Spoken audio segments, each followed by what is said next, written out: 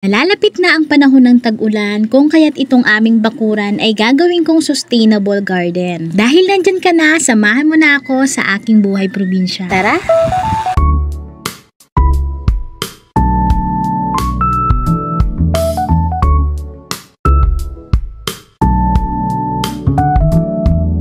Maray na aga sa Indo mga kahagod, ako nga pala si Nena, hindi yung aling Nena sa kanta. Yung nenang katulad nyo lang din na may simpleng pangarap at gumagawa ng paraan para makaahon sa buhay. 5:30 ng umaga lumabas ako ng bahay para bumili ng kape at asukal. At sakto naman yung pagdaan ng naglalako ng pandesal dito sa amin. Dito po pala sa labas ng bahay ni Papa ay merong magandang view. Hindi lang ako sure kung magagandahan din kayo sa view na to, pero para sa akin kasi ang ganda nilang tingnan. Etong mga pinya na to, hindi po sa amin yung mga tanim na pinya na yan. Katunayan po ay katatapos lang po iyan hawanan ng may-ari. Kaya ang ganda nilang tingnan.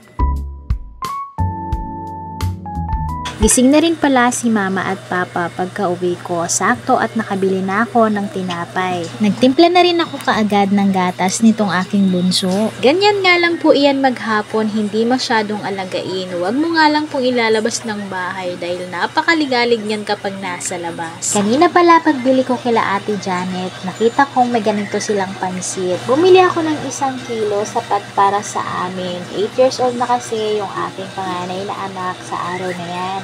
Pagkatapos kong mag-almusal ay diretso na ako dito sa aking mini garden. Sa nalalapit na planting season ay ihahanda ko na itong aking mini garden. Gagawin ko siyang mas maluwag para mas marami akong maitanim. Para talaga maging sustainable siya para sa amin. Una ko lang tinanggal itong bunot na dati kong pinagtaniman ng pechay. Sadya po talagang hindi na ako nagtanim ngayong tag-init ng pechay dahil nahirapan ako magdilig dito umaga't hapon. Napakahirap po kasi ng tubig dito sa amin lalo na kapag tag-init.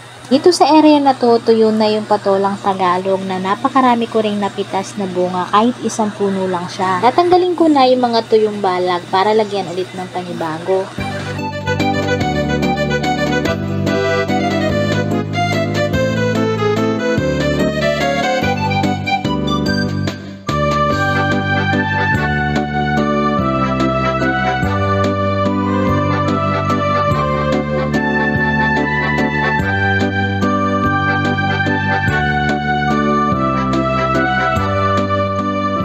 Dahil sira na yung mga sakong unang pinagtaniman ko, ay ililipat ko na lang yung lupa nito sa mga mas maayos na sako.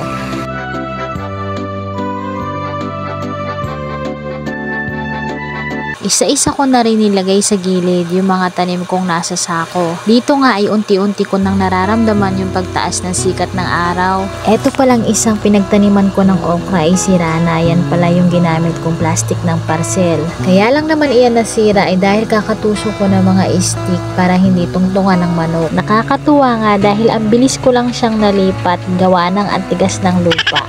Bago ko siya inilipat, nilagyan ko muna ng katawan ng saging para magsilbing pataba sa lupa. Isa nga po sa kagandahan kapag nasa sako o container yung iyong tanim ay madali lang itong ilipat-lipat katulad nito.